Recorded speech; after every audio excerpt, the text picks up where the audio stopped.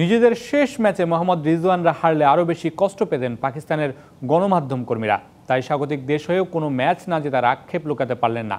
আর বাংলাদেশের গণমাধ্যম কর্মীরা বললেন, যথাযথ পরিকল্পনা ও পর্যাপ্ত প্রস্তুতির অভাবেই আরও একটা আইসিসি ইভেন্টে ব্যর্থ বাংলাদেশ ক্রিকেট দল। রাওয়ালপিন্ডি থেকে শান পাপনের আরও একটা রিপোর্ট। রাওয়ালপিন্ডিতে বৃহস্পতিবার সকাল থেকেই থেমে থেমে চলে গুড়ি গুড়ি বৃষ্টির বহড়া। পিন্ডি স্টেডিয়ামের উইকেট কাভারে ঢাকা থাকলো সারাদিন। এমন মাঠে খেলা গড়ানোর প্রশ্নই আসে না। স্থানীয় সময় বিকাল 3:30 নাগাদ বাংলাদেশ পাকিস্তান ম্যাচ পরিত্যক্ত ঘোষণা করলেন ম্যাচ রেফারি। সেই ঘোষণায় পাকিস্তানের আকাশের মতোই মন খারাপ দেশটির গণমাধ্যম কর্মীদের। ব্যাপারটা আসলেই দুঃখজনক আমাদের জন্য। আজকের ম্যাচটা হয়নি, সেজন্য খারাপ লাগছে। আবার ম্যাচ হলে যদি পাকিস্তান হেরে যেত তাহলে কষ্ট আরো বেশি হতো। স্বাগতিক হয়েও এমন অবস্থায় পড়াটা আসলেই দুঃখজনক।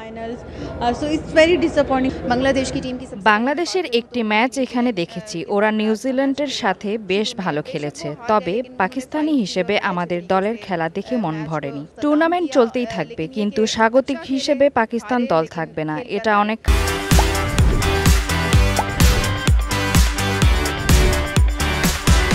খারাপ লাগার বিষয় আমাদের জন্য।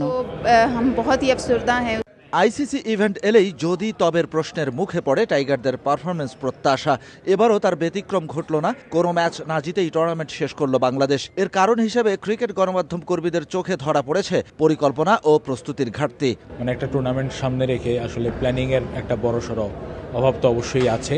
আর এবার যেটা হয়েছে যে বাংলাদেশ আসলে একটা গ্লোবাল টুর্নামেন্ট থাকলে তার আগে কিন্তু যথেষ্ট ভালো প্রস্তুতি নিয়ে থাকে, কিন্তু যে বাংলাদেশ ওয়ানডেও খুব কম খেলেছে, তার উপর বিপিএল খেলে এখানে এসেছে।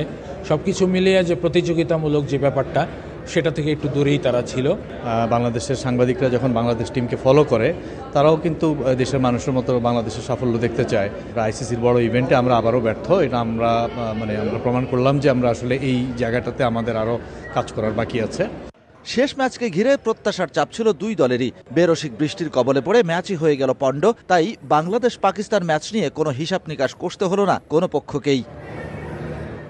রাওয়ালপিন্ডিতে কেউ হারেনি, কেউ জেতেনি, জিতেছে বৃষ্টি। তবে আইসিসি চ্যাম্পিয়ন্স ট্রফিতে কোনো ম্যাচ না জিতেই ঘরে ফিরে যাওয়ার লজ্জা নিশ্চয়ই লুকাতে পারবে না পাকিস্তান কিংবা বাংলাদেশ। শান পাপন, ডিবিসি নিউজ, রাওয়ালপিন্ডি, পাকিস্তান।